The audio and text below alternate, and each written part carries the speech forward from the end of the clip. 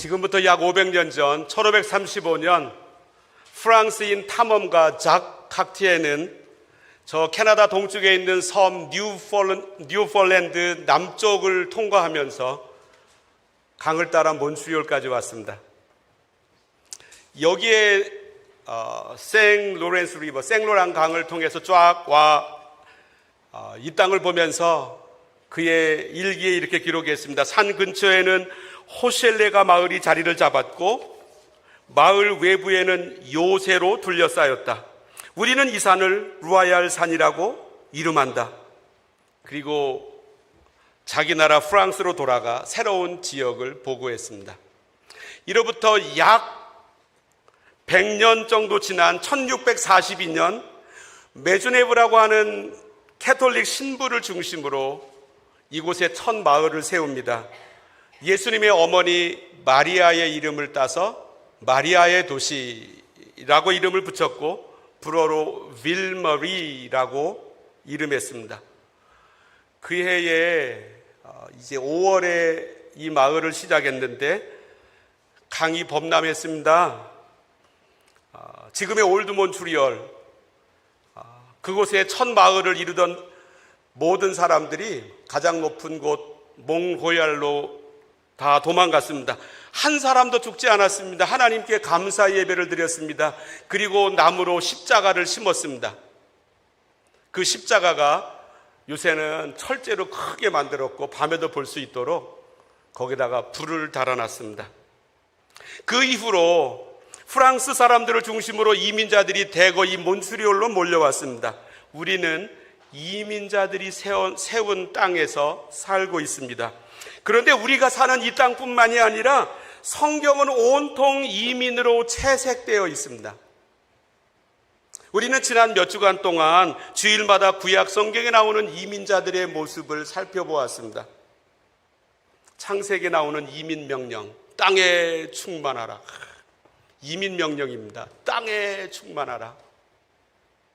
그리고 아브라함, 야곱, 요셉, 모세, 출애굽한 이스라엘 백성들, 나오미, 모압 여인 룻, 아직도 구약에는 다루어야 할 이민자들이 많이 남아 있습니다. 아람 나라로 끌려갔던 이름 없는 소녀,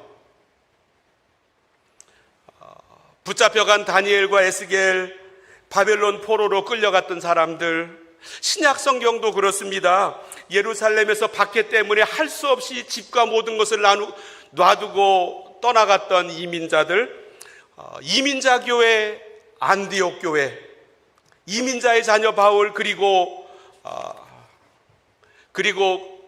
그 혼혈인의 자녀 디모데, 그리고 로마에서 사업을 하다가 추방 명령 때문에 할 수 없이 모든 것 내려놓고 떠나갔던 브리스길라와 아굴라가 있습니다.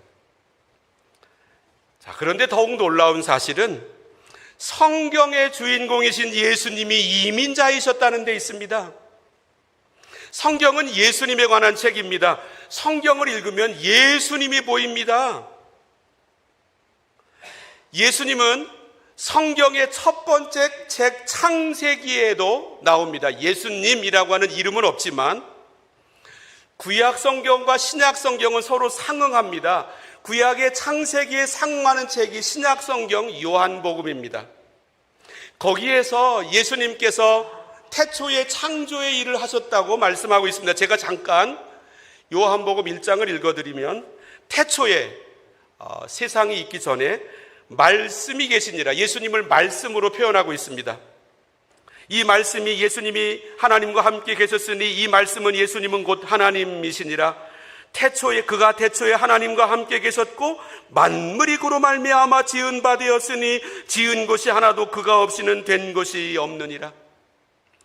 태초부터 창세기 1장부터 예수님이 창조하신 이야기가 쓰여져 있습니다. 그리고 쭉 통과하여 성경의 맨 마지막 책인 요한계시록의 맨 마지막 장 22장의 끝부분에도 이렇게 말씀합니다. 예수님의 말씀, 보라 내가 속히 오리니 내가 줄 상이 내게 있어 각 사람에게 그가 행한 대로 갚아주리라. 나는 알파와 오메가요 처음과 마지막이요 시작과 마침이라. 나 예수는 교회들을 위하여 내 사자를 보내어 이것들을 너희에게 증언하게 하였노라. 나는 다윗의 뿌리요 자손이니 곧 광명한 새벽별이라. 이것들을 증언하신 이가 이르시되 내가 진실로 속히 오리라 하시거늘 아멘. 주 예수 여우시옵소서. 주 예수의 은혜가 모든 자들에게 있을지어다. 아멘 하면서 예수님의 말씀을 인용하고 예수님을 사모하는 이야기로 성경책 맨 마지막 책 마지막 장은 끝을 맺습니다. 성경의 주인공은 예수님이십니다. 그런데 그 성경의 주인공이 예수님이 이미 오셨습니다. 이 땅으로, 지구로.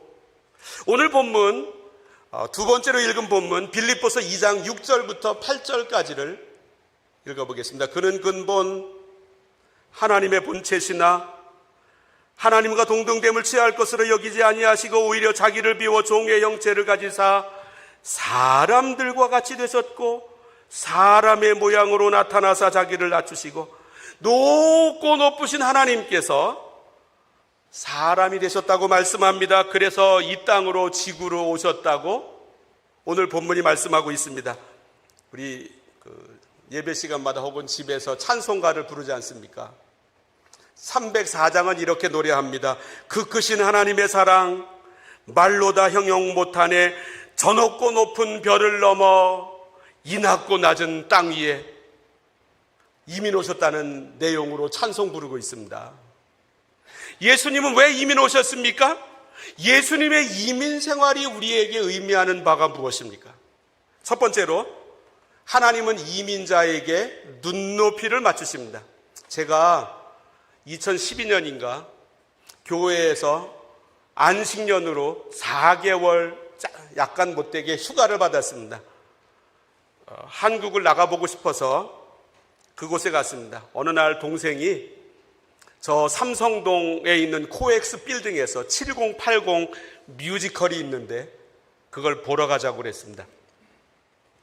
그곳에 갔습니다. 일찍 도착했습니다. 저녁을 먹으러 지하의 식당가로 내려갔습니다.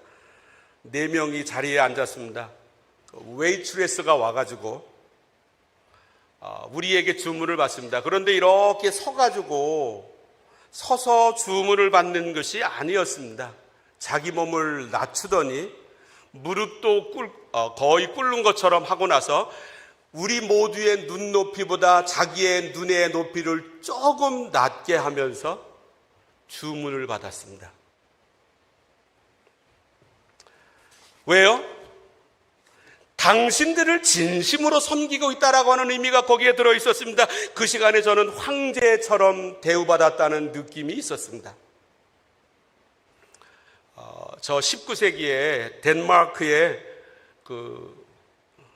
기독교 실존 철학자 키엘 케골이라고 하는 분이 있었는데 그분의 창작 이야기입니다. 한 왕자가 어느 날 말을 타고 시골 마을로 사냥을 갔습니다. 시골에서 아름다운 한 여인을 만나게 되었습니다. 천사처럼 아주 맑고 깨끗한 여인이었습니다. 왕궁으로 돌아간 이 왕자의 머릿속에는 이 여인의 모습이 사라지지 않았습니다. 왕자의 권세로 그 여인을 데리고 올 수 있었습니다. 그러나 그것은 사랑이 아니었습니다. 어떻게 하면 나의 이 진심을 알려줄까 고민하게 되었습니다. 신분 차이는 있지만 그것은 아무것도 아니고 내가 당신의 모든 것을 책임져 주겠다라고 하는 나의 의사를 어떻게 표현할까?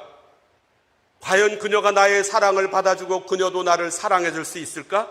이런저런 고민을 했습니다. 그러다가 왕궁의 옷을 버렸습니다. 평복으로 갈아입었습니다. 이 여인이 있는 시골 마을로 갔습니다. 그곳에서 방을 얻었습니다. 목수 생활을 하기 시작했습니다. 마을 사람들과 어울렸습니다. 많은 교제도 했습니다. 그 마을의 풍습도 익혔습니다. 그러다가 이 여인과 사귀게 되었습니다. 서로 사랑을 고백하게 되었습니다.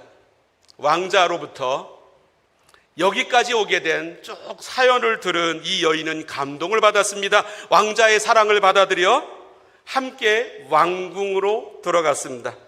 이 왕자는 사랑하는 여인에게 자신의 눈높이를 맞췄습니다. 왜냐하면 사랑했기 때문에. 사람은 누구든지 사랑하면 그 사람 눈높이에 자신을 맞춥니다. 교회를 사랑하면 교회의 눈높이에 자신을 맞춥니다. 이것이 바로 예수님께서, 하나님께서 사람의 모습으로 이 땅에 오신 이유입니다. 우리 하나님은 하늘에서 말씀하시고 끝나지 않으셨습니다. 성경책 던져주시고 그것으로 끝나지 않으셨습니다. 사람의 몸으로 오셨습니다. 우리들의 눈높이에 맞춰주셨습니다. 그것도 도시가 아니라 고대 광실 부유한 집이나 높은 권세에 있는 집이 아니라 가장 깊고 깊은 산골 시골 동네 나사렛, 당시 제가 거기 성지순례가 봤더니 당시에는 20가구 살았답니다. 그 마을에. 요셉의 집은 바로 윗, 마리아의 집은 바로 아래. 전혀 알려져 있지 않은 마리아와 요셉의 집으로 오셨습니다.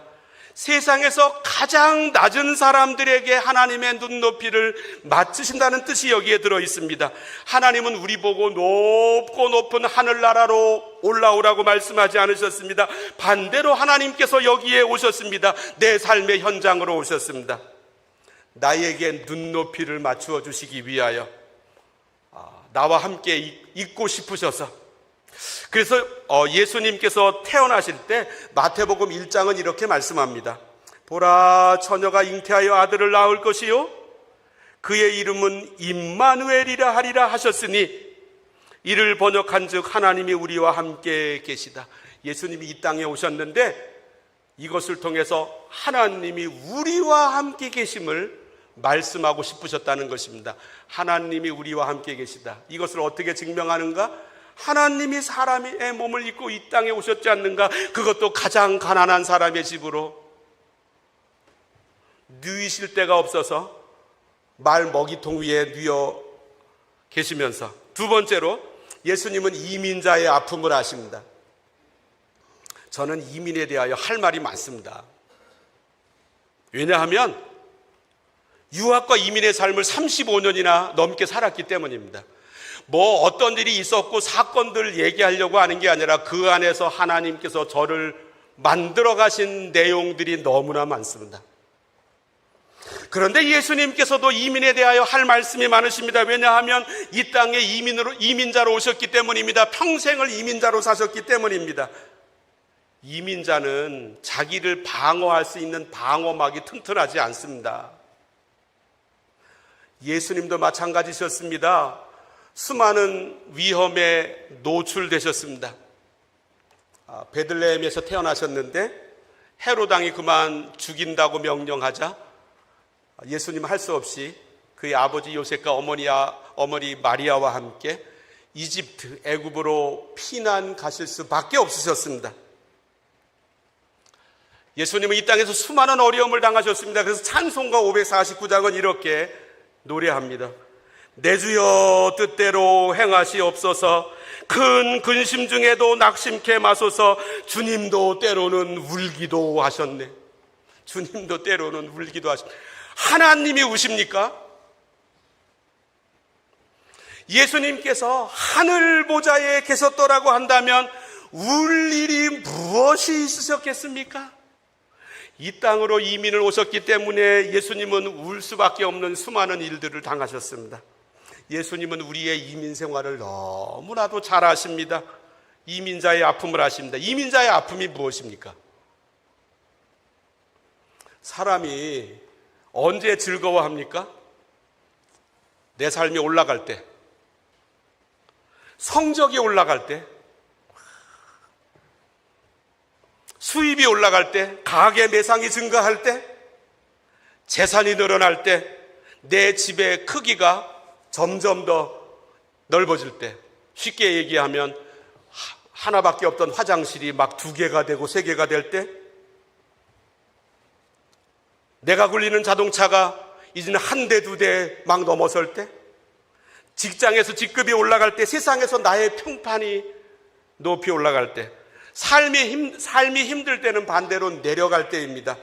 성적이 떨어질 때, 수입이 아래로 내려갈 때, 가계 매상이 줄어들 때, 재산이 돈이 막 새어나갈 때, 직장에서 승진에 탈락했을 때. 저는 옛날에 직장 생활 해봤는데 회사에서 이 사람 몰아내기 위하여 그 사람 책상을 구석에 주고 아무도 부하 직원을 붙여주지 않았습니다. 저 그때 10대 후반의 나이에 그 모습을 봤습니다.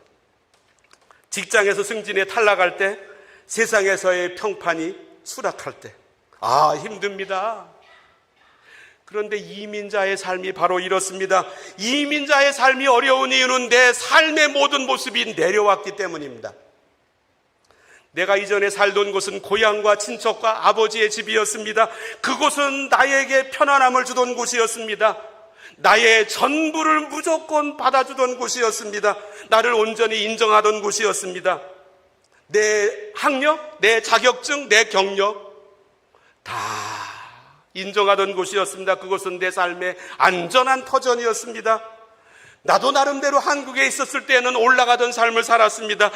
그러다가 그곳을 떠났습니다. 그러다 보니 이곳에 와서 내가 누리던 수많은 것을 잃어왔습니다. 우선 나의 유창한 한국의 실력을 여기서는 인정하지 않습니다. 그래서 많은 경우 벙어리로 삽니다. 제가 35년 전 온태리오주 피터보로라고 하는 곳으로 유학을 갔습니다. 물가를 모르니까 100불짜리를 가져가서 무엇을 사든지 100불짜리를 냈습니다. 그리고 거스름돈 두둑하게 집어넣고 집으로 돌아가곤 했습니다. 100불짜리 지폐를 20불짜리 5개로 바꿔야 되는데 은행에 가서 바꿀 줄은 알았지만 뭐라고 얘기를 해야 되는지 그때 몰랐습니다. 한참 가서 막 이렇게 저렇게 얘기를 하든지 막 웃고 이해하며 기다리던 그 텔러가 20불짜리 지폐 5개로 바꿔주는 거였습니다. 지금은 그 말이 줄줄 나오는데 한국에서는 요새 소위 3D 업종을 피합니다. 그러나 여기에서 많은 경우 내가 이전에 피했던 그 일을 하면서 살아갑니다. 이민자의 삶은 내려가는 삶입니다. 그래서 이민자는 아픔으로 점철되어 있습니다.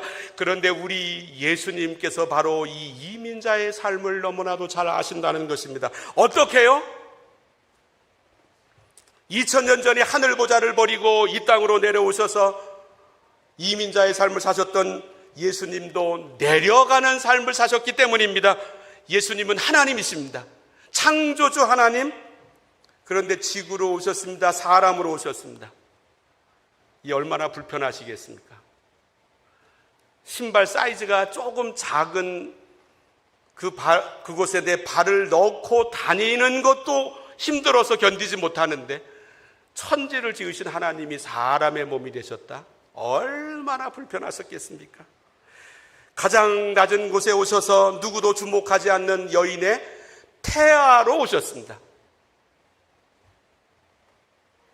그런데 이것은 하나님께서 예수님을 버리셨다는 뜻은 아닙니다. 창세기의 요셉은 형제들에 의하여 애굽으로 팔려갔습니다.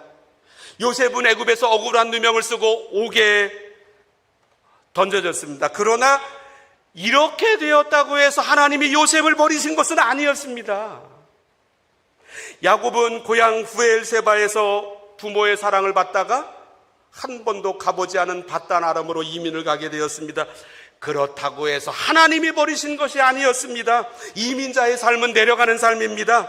고향과 친척과 아버지의 삶을 떠나는 삶입니다. 한국에서 배운 학력과 내 사회적으로 인정받던 경력, 내 이름 뒤에 붙었던 직급, 자기의 자격증, 한국에서 벌었던 평균 수입, 그때의 최고치의 벌이, 내가 타고 다니던 차 모두 다 내려갑니다. 내려가지 않은 이민자의 삶은 없습니다. 특히 이민 초에는 그렇습니다. 이렇게 내려가면 하나님이 나를 버리셨다는 증거일까요? 우리 이민자들은 사회 경제적인 관점에 사로잡혀서 한국에 있었을 때하고 지금하고 비교를 한 다음에 나 잘못 살고 있다 이 생각합니다. 예수님 이 땅에 잘못 오셨습니까? 내가 사회 경제적으로 내려간다고 해서 인생이 실패한다고 볼 수 없습니다. 내려감 자체가 버림받은 인생이라고 버림받았다고 여길 필요가 없습니다. 무엇보다 중요한 것은 내려가신 예수님께서 나의 삶을 너무나도 잘 알고 계신다는 이 놀라운 사실입니다. 세 번째로, 예수님은 내 이민 생활을 잘 아실 뿐만 아니라 세 번째로, 예수님은 이민자를 도우십니다. 첫 아이를 출산한 여인들은 되게 당황합니다.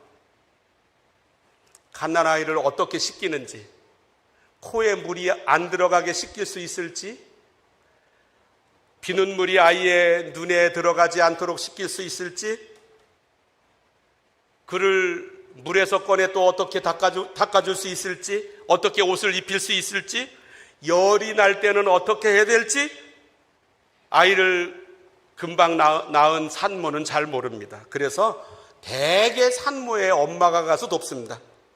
엄마가 가서 빨래도 해주고 청소도 해주고 밥도 해줍니다마는 그것보다 더 중요한 것은 아이를 돌보는 모습을 직접 데리고 하면서 아이를 낳은 그 엄마, 자기의 딸이 그 과정을 다 지켜보도록 합니다. 이 엄마는 태어난 아이를 어떻게 돌보는지를 다 알고 있습니다. 어머니의 몸에 배어 있습니다. 왜냐하면 여러 해 전에 이미 그 과정을 통과했기 때문입니다. 예수님은 우리보다 훨씬 먼저 이민 오셨습니다. 그리고 내가 이민 살이하면서 겪어야 할 모든 것들을 예수님은 먼저 겪으셨습니다. 그래서 예수님은 내가 이민 생활하면서 얼마나 아픈지, 이민 생활이 내게 얼마나 힘든 것인지, 그리고 내가 얼마나 외로운지, 그리고 내가 이 특별히 퀘벡 사회에서 얼마나 무능력한지, 이 퀘벡 사회에서 계란으로 바위치기 하는 것처럼 수많은 것들을 놓치는 경우가 얼마나 많은지 예수님은 잘 아십니다. 히브리서 4장 15절을 제가 한번 준비해 봤는데 화면에서 열어주시면, 우리에게 있는 대제사장은 우리의 연약함을 동정하지 못하실 리가 아니요 모든 일에 우리와 똑같이 시험을 받으신 이로되. 여기에 있는 대제사장은 예수님을 가리킵니다. 예수님은 모든 일에, 우리가 경험하는 모든 일에 우리와 똑같이 시험을 당하셨다고 말씀합니다. 왜요? 예수님은 몸을 가지고 계셨기 때문에. 우리 몸을 가지고 있습니다. 그래서 몸으로 먹어야 합니다. 입어야 합니다. 단장해야 합니다. 씻어야 합니다. 쉬어야 합니다. 잠을 자야 합니다. 예수님은 우리와 똑같이 몸을 가지고 계셨기 때문에 이 모든 힘든 일들을, 어려움을 다 통과하셨습니다. 직접 체험하셨습니다. 예수님은 얼마나 피곤하셨는지 배가 뒤집힐 것 같은 풍랑 속에 있는 배 안에서도 그냥 골아 떨어지셨습니다. 예수님은 우리가 잠을 자야 됨을 너무나 잘 알고 계십니다. 예수님은 배가 고프셨습니다. 40일 금식기도 하셨을 때 마귀가 찾아가서 예수님을 막 흔들어 놓았습니다. 우리 몸이 가지고 있는 수많은 일들을, 통과해야 될 일들을 예수님도 직접 경험하며 사셨습니다. 그리고 예수님은 거절도 당하셨습니다. 거절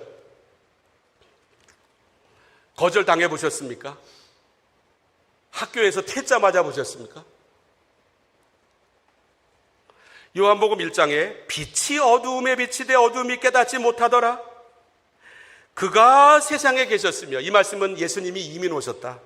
그가 세상에 계셨으며 세상은 그로 말미암아 지은 바 되었으되 세상이 그를 알지 못하였고 자기 땅에 오매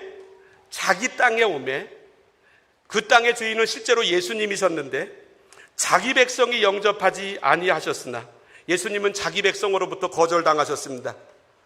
성전의 주인이신 예수님이 성전 관리인으로 하나님께서 임명해 놓으신 사람들에 의하여 십자가형을 언도받으셨습니다. 거절당해 보셨습니까? 예수님이 성전에서 거절당하셨다. 성전을 섬기도록 하나님이 맡겨놓으신 사람들로부터 어쩌면 우리는 교회에서 거절당하는 경험을 합니다. 해보셨습니까? 그것도 교회의 지도자들로부터 거절당함을 경험합니다. 예수님은 거절당하셨습니다. 자기 사람들로부터도. 성찬식을 베풀어 주신 사람으로부터도. 예수님은 그래서 우리의 거절당함을 아십니다. 이 히브리서 4장 15절은 이렇게 말씀합니다. 우리의 연약함을 동정하지 못하실 이가 아니요 우리의 이 힘든 모든 일들, 심지어 거절당하는 일까지도 우리 예수님은 아실 뿐만 아니라 우리를 동정하신다.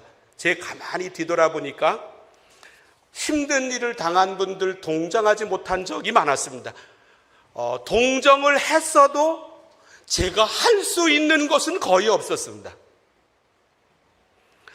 그런데 예수님은 우리의 연약함을 동정하신다, 애통해 하신다. 예수님께서 내 연약한 위치에 함께 계신다. 이 말씀과 함께 그 다음에 또 무엇을 하는지 같은 히브리서 2장 18절에 이렇게 말씀합니다.